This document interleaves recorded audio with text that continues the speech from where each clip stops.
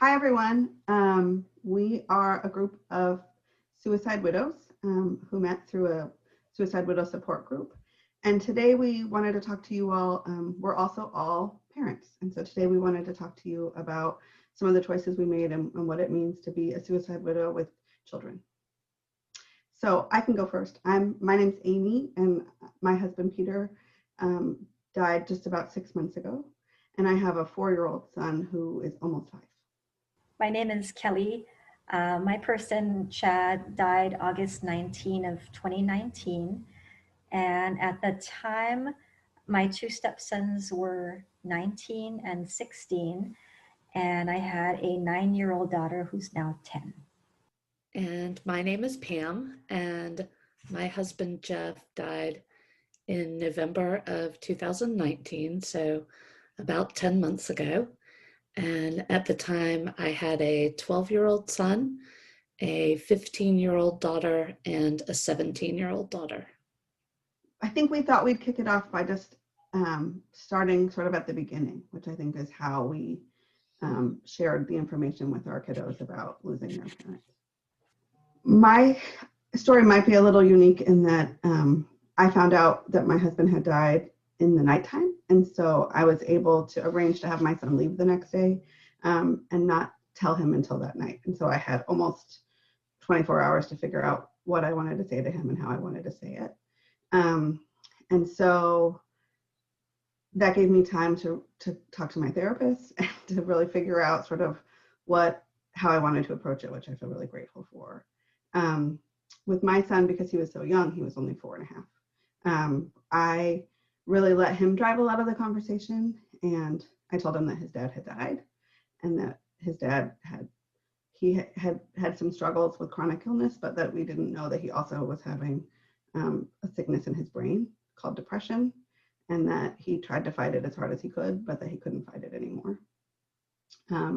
I didn't use the word suicide with my son until very, very recently, when it sort of came up organically.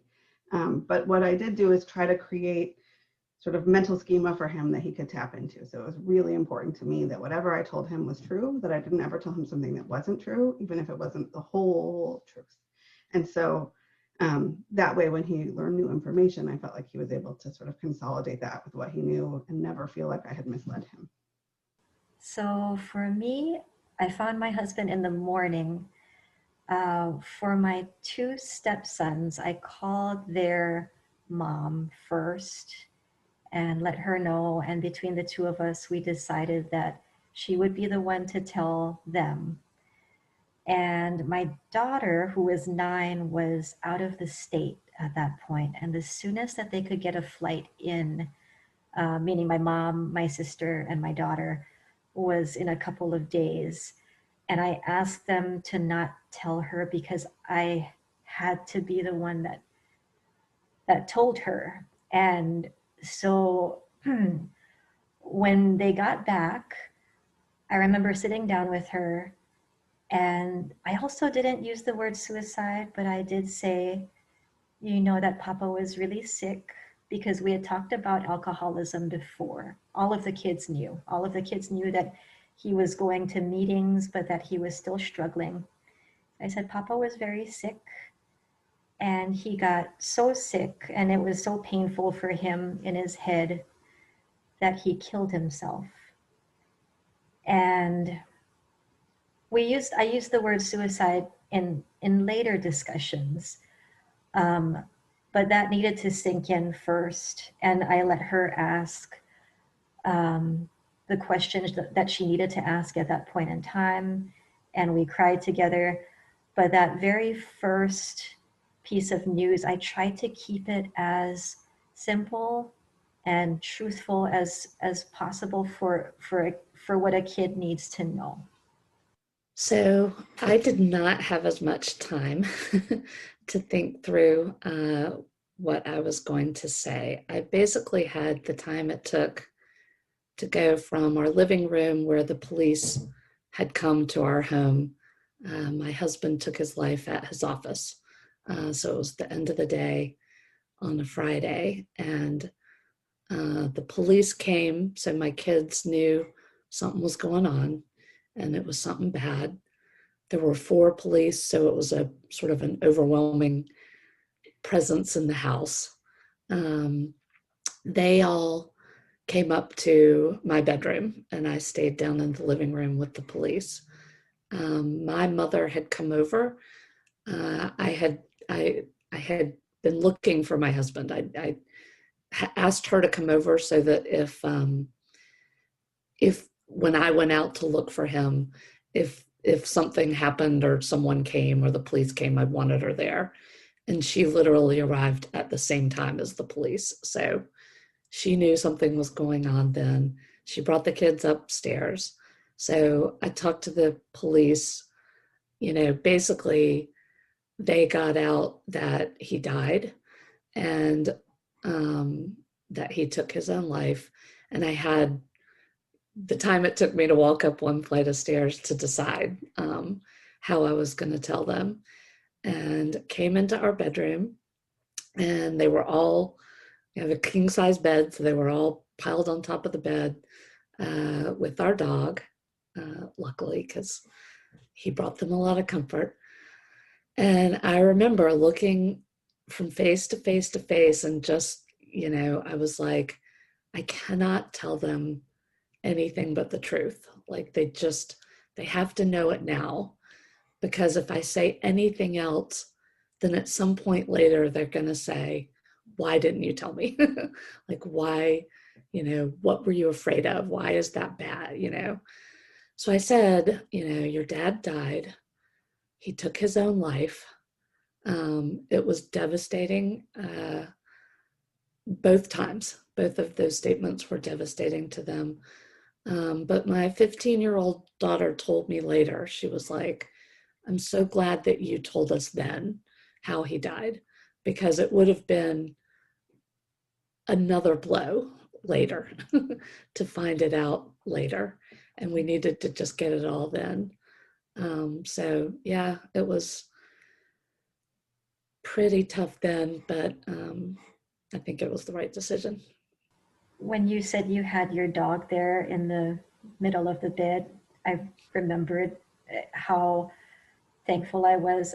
We had dogs also, but my daughter had a big old stuffy, and I asked to see it for the purpose of knowing that she would need to hold on to something really soft when I told her sitting on the couch.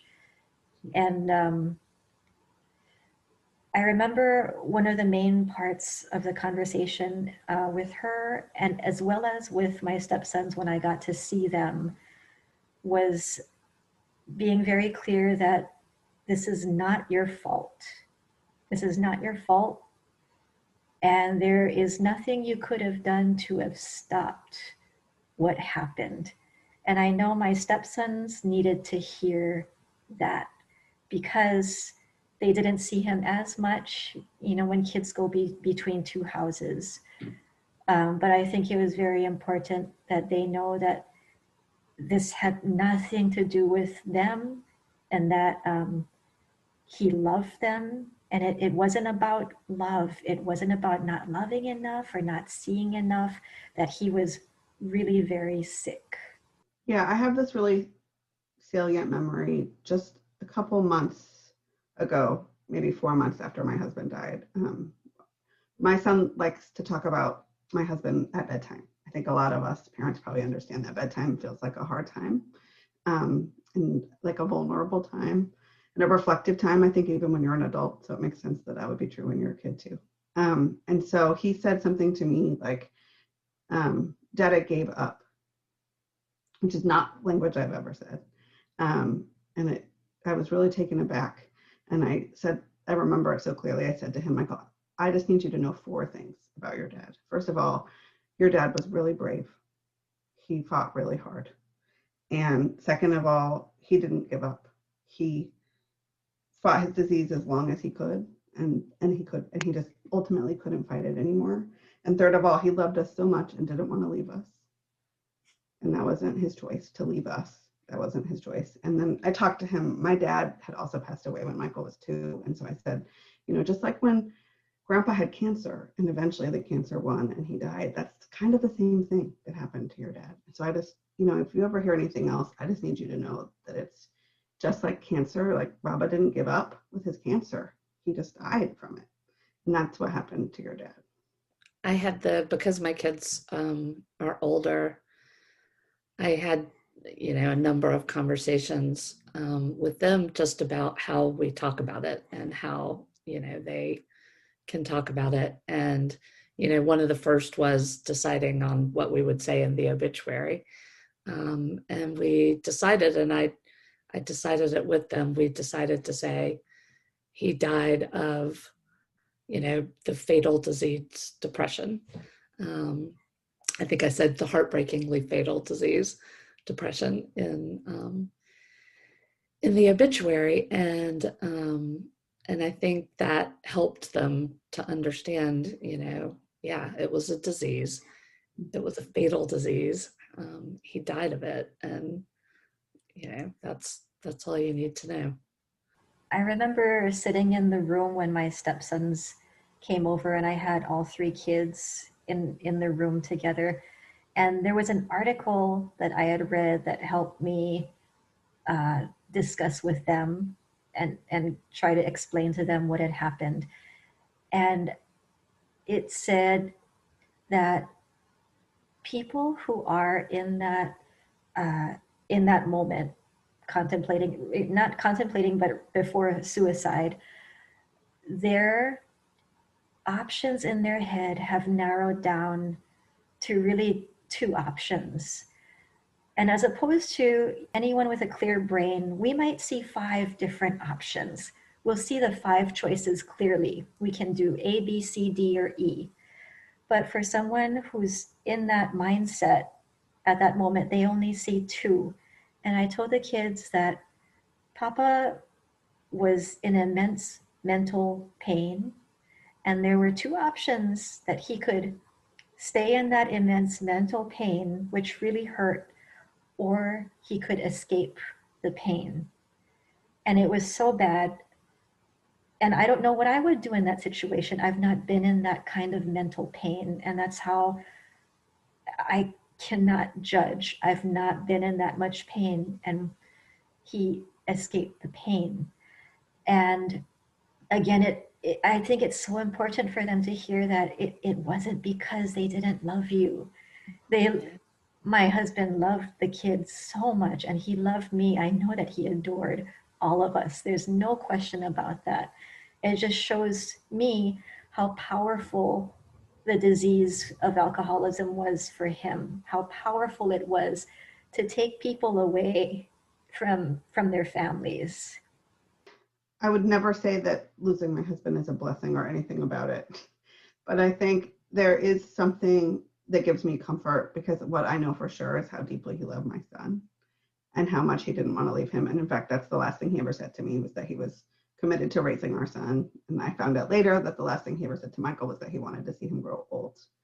And like, he would never have done that if he felt like he had a choice. He never would have made that choice. And so, that helps me believe that he wouldn't have done that to any of us. Like, he didn't want to leave any of us, because I can see that so clearly with Michael. So even when I question that about myself, or start to have guilt, or any of the things that are challenging about being a suicide widow, that gives me like a little something to hold on to that feels comforting.